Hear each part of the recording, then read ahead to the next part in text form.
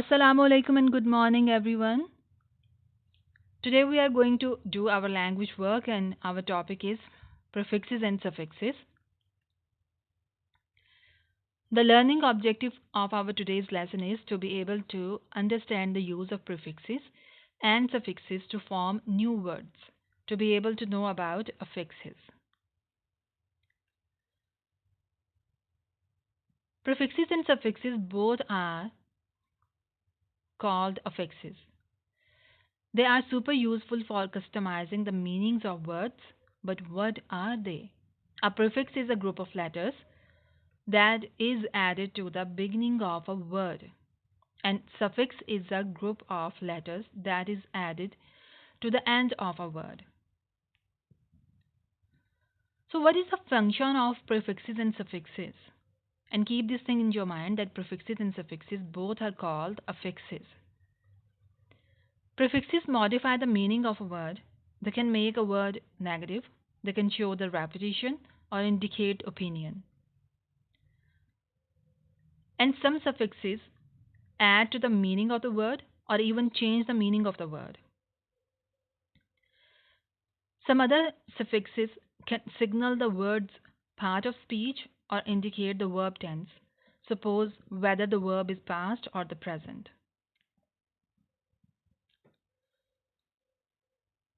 First, we will see what are the some common prefixes in English language.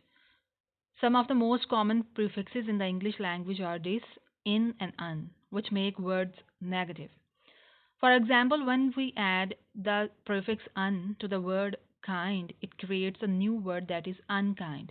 And everyone knows what is the meaning of unkind. The meaning of unkind is someone who is not kind. So we can make many words while adding this prefix as unfair, unmatched, unhappy, unwise. Now come to another prefix that is re. Re indicates repetition. For example, adding re to the word build means to build again. Redo, rework. So it all always shows the repetition. Other prefixes indicate different things, different meanings. They have different meanings as some prefixes show about the position. As there is a prefix sub, the meaning of sub is under or below, and it is found in common words like subway and submarine. Supra is also a prefix which means above, and it often appears in medical terminology such as supraclavicular nerves, which lie on the top of veins and bones. So, what are the rules when we have to add prefixes to the beginning of words? When you add a prefix to a word, you should not change the spelling of the original word or the prefix. The words disappear, a combination of dis and appear, unhappy is a combination of un and happy, and undo is the combination of un and do. All illustrate this guideline. You have to follow this rule even if the spelling results in double consonants. For example, the words are misspell, irredeemable, and cooperation. Misspell. Here we have added miss as a prefix, and spell is the actual word. Miss is ending with the consonant, and what is the consonant? S. And spell is starting with the consonant that is S. So here we will not alter the spellings of the word, but the consonant will be double.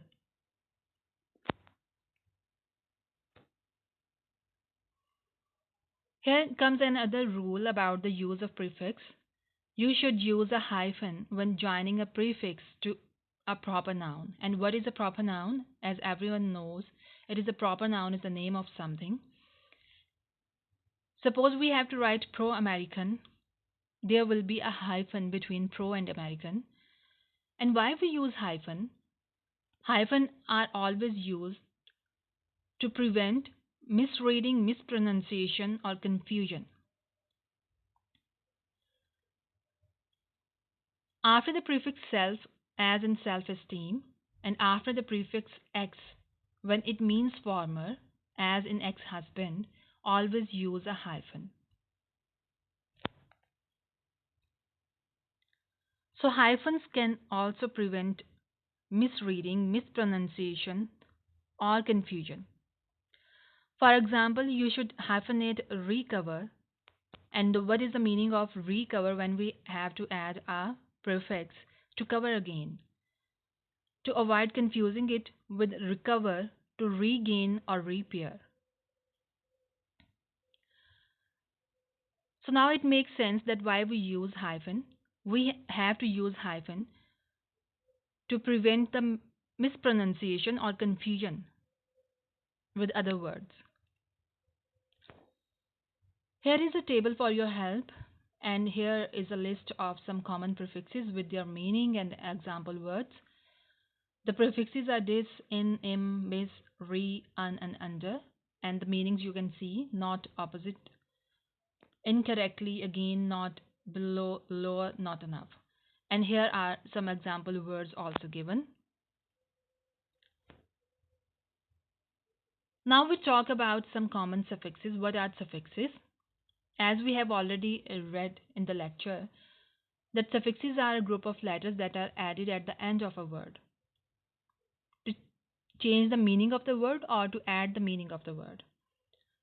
Some common suffixes are ed, at, ing, ing, and ly, ly.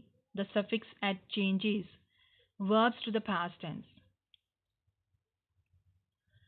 In the sentence, Sandy shoveled the snow. So what we have used here, ed, at, the suffix that is telling us about that the thing, that the action has been done in the past, and it has turned the verb form into the past form.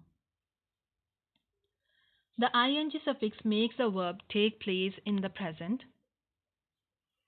When we add a suffix ing at the end of the word, it shows that the action is taking place in the present. Here is the example: Sandy is shoveling the snow. So here it is telling us that the action is taking place in the present. The suffix ly is commonly added onto adjectives to form adverbs. And what are adverbs? Adverbs are the words that describes verbs, adjectives, or other adverbs. For example, joyfully, quickly, and loudly. The suffixes s and es make words plural, as in foxes, lamps, and chairs. The s or es that we add at the end of the word to form a plural is also a suffix.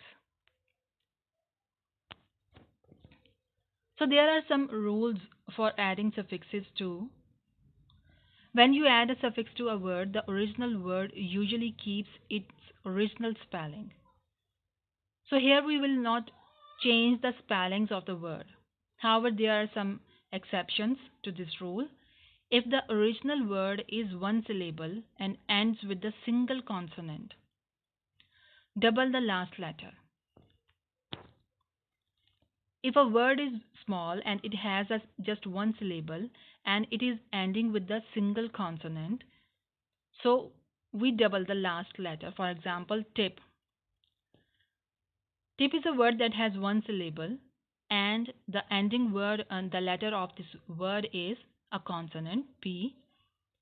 It becomes double when we have to add a suffix with tip, as tipping or tipped, and run becomes running. If the word ends in multiple consonants, as in the word bank, last letter doesn't get doubled. So here is a table that has some common suffixes, their meaning, and an example word.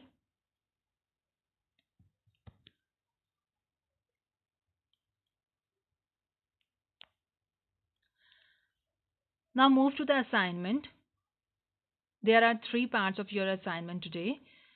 In part A, you have to complete the sentences by writing the correct prefix in the blank space. Here are six sentences in which you have to put a prefix. The B part of the assignment is use the suffixes from the list. Here are the five sentences in which you have to add the suffixes with the words that are given in the brackets. Now come to the last part of your assignment that has been taken from your workbook, unit number 9, and the page number is 65.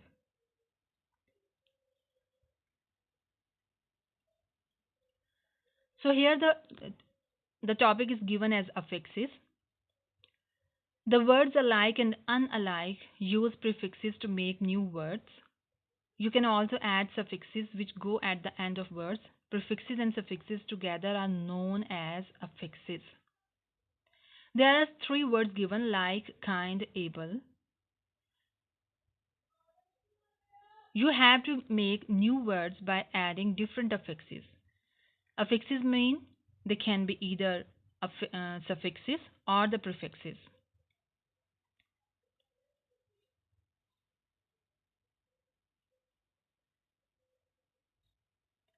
As here is the word kind, if you add un at the beginning of the word, it will be unkind.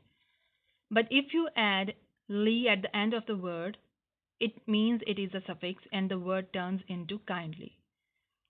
So you can form as many words as you can by adding affixes with these three words.